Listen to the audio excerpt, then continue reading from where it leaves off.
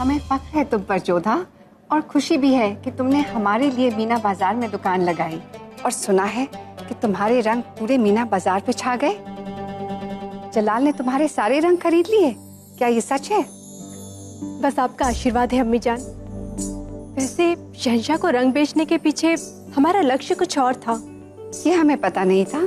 क्या तुम अपने मकसद में कामयाब रही? हम चाहते थे कि शहंशाह रंगों के अर्थ और उसके महत्व को समझ सके। तो तुम अपने मकसद में कामयाब हो ही गई। होली मुबारक हो बेटा।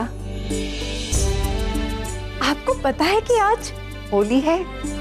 हम इस त्योहार का हिस्सा रह चुके हैं।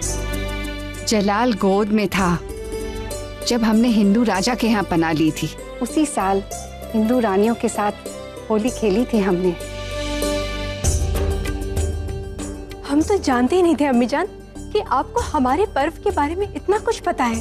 तुम्हारे मजहब, उसके कायदे और तहजीब के बारे में बहुत कुछ जानते हैं हम। फिर तो आप ये भी समझती होंगी कि ये पर्व हमारे लिए कितना बड़ा है। होली का पर्व न केवल प्रसन्नता लेकर आता है, बल्कि बीते हुए समय की स्मृतियां भी साथ में लेकर आ जाता है।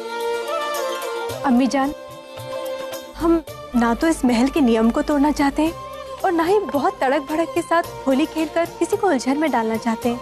हम तो बस अपनी सखियों के साथ या फिर कोई भी प्रसन्नता से हमारे साथ इस पर्व में सम्मिलित होना चाहे, उसके साथ होली खेलना चाहते हैं। तो क्या जलाल ने हाँ कर दी है? जी, उन्होंने तो हमें अनुमति दे दी है, परंतु अम्मी जान, अब मासा की जगह आप हैं यहाँ पर, इसलिए आपकी आज्ञा भी उतनी ही आवश्यक है। बताइए, क्या हम होली खेल सकते हैं? बेशक खेल सकती हो, पर तुम्हारे मजहब की तहजीब की इज्जत करते हैं हम। और हमें खुशी है कि धीरे धीरे जलाल भी ये सब समझने लगा है। अम्मी जान, हम आपके लिए भेंट लेकर आए हैं, अपनी स्मृति के लिए। लीजिए। यादगार तो वो देकर जाता है जो कोई जा रहा हो। कहीं जा रही हो तुम?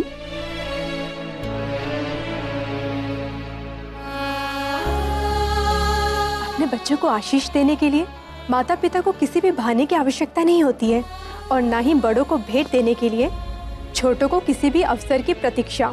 हमारे मन में आया तो हमने अपनी अम्मी जान को भेंट दे दिया। तुम्हारी दी हुई हर चीज हमारे लिए अनमोल है जोधा। इस तोहफे को हम बहुत संभाल कर रखेंगे।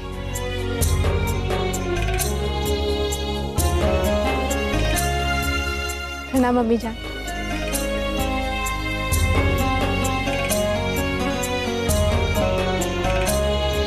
क्या लगा तुम लोगों को?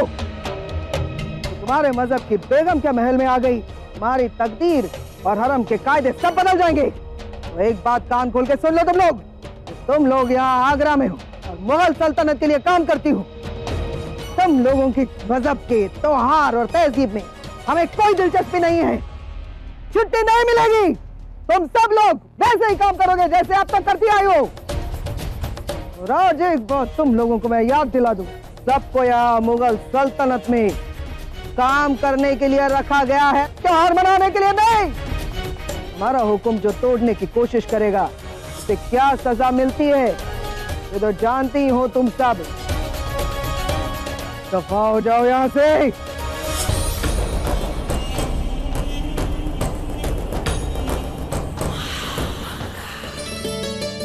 अरे रेवा, ये रंग यहाँ पर क्यों रखे? इन्हें बाहर रखवाओ ना। शहंशाह ने भिजवाए।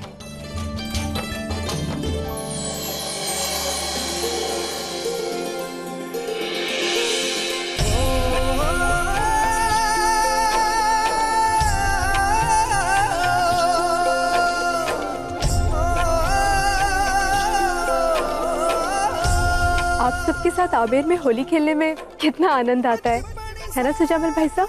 रहने दो जोधा, सभी लड़कियां ऐसा कहती हैं। एक बार विवाह हो जाए तो सब मायका भूलकर पति के रंग में रंग जाती है। देखना, शादी पश्चात तुम भी ऐसा ही करोगे। अरे घबराने की आवश्यकता नहीं है, कोई समस्या नहीं आएगी। हम सब यहाँ पर होली खेलेंगे और वैसे भी यहाँ पर ये हमारी। जानते हैं बेगम साहिबा, ये यहाँ आपकी पहली होली है। हम भी चाहते हैं कि अपना त्योहार मनाएं, परंतु महामंगा जी। हो सकता है कि उन्हें किसी ने सूचना न दी हो, क्योंकि शहंशाह और अम्मी जान ने स्वयं हमें होली खेलने की अनुमति दी है। तो फिर भय किस बात का? तुम सब हमारे साथ होली अवश्य खेलोगी। ईश्वर का कोटि कोटि धन्यवाद, आपको यहाँ भेज दिया। आपके सहारे यहाँ पर सांस लेने की स्वतंत्रता तो मिलेगी। अब धन्यवाद छोड़ो और रंगों के रंग में डूब जाओ।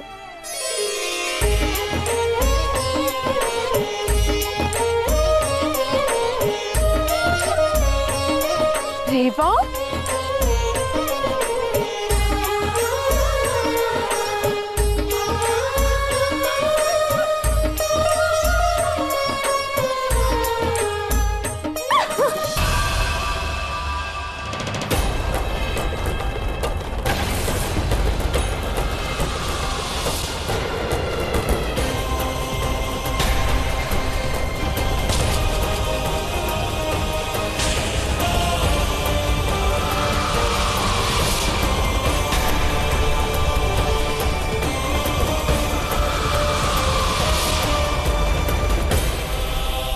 हमें क्षमा कर दीजिए महामंगा जी।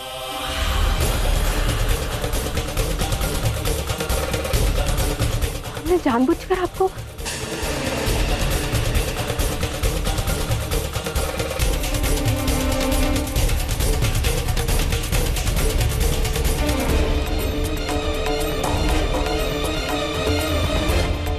ये कुछ ठीक नहीं हुआ रानी साहब। महामंगा का इस तरीके से शांत रहना अच्छा संकेत नहीं है। ये तो चक्रवात से पहले की शांति जैसा है। हमने जानबूझकर ऐसा नहीं किया। हमें समझ नहीं आ रहा है अब हम क्या करें।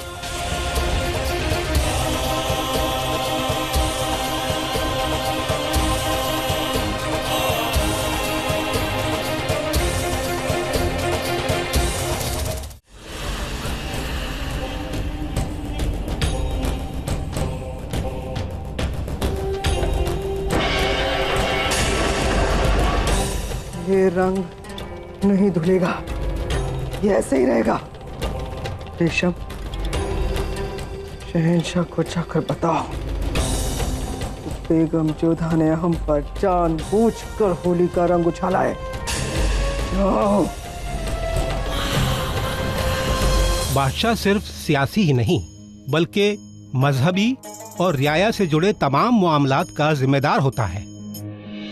दुनिया भर में इसीलिए बादशाह को खुदा का नुमाइंदा कहा जाता है, क्योंकि उसके कंधों पर इंसाफ का वजन होता है।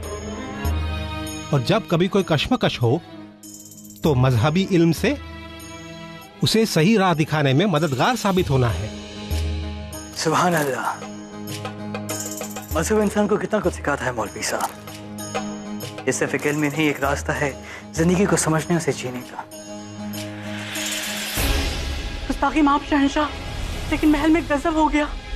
क्या हुआ? जी दरअसल वो वजीर आलिया महामंगा, उन्हें। क्या हुआ बड़ी अम्मी को? हमें बताओ रेशम, तुम्हारी जुबान क्यों लड़खड़ा रही? हुजूर, जोधा बेगम ने होली खेलते हुए उन्होंने वजीर आलिया महामंगा को होली के रंग से बाहर कर दिया है। वजीर आलिया सख्ती में है। ला हौल वला कुव्वत, ये तो कुफ्र है, ये तो गुस्ताखी है। और ये गुस्ताखी अगर शहंशाह की बेगम ने की हो तो ये गुनाह अजीम है।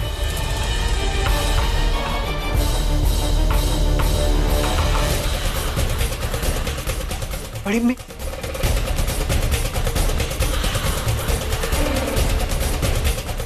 देखिए जना, आपकी बेगम जोधा ने आपकी बड़ी अम्मी की क्या हालत कर दी।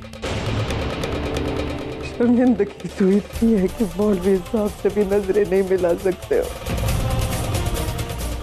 आपने बेगम जोधा को निकाह के समय उनके मजहब, उनके त्योहार मनाने की सहूलियत दी थी, ये इजाजत नहीं दी थी आपने उन्हें कि वो हमारे मजहब में बताई गई पाबंदियों का मजाक उड़ाए। जोधा बेगम को होली खेलने की इजाजत सिर्फ इस उम्मीद से दी थी कि वो किसी की तकलीफ का सबब न बने।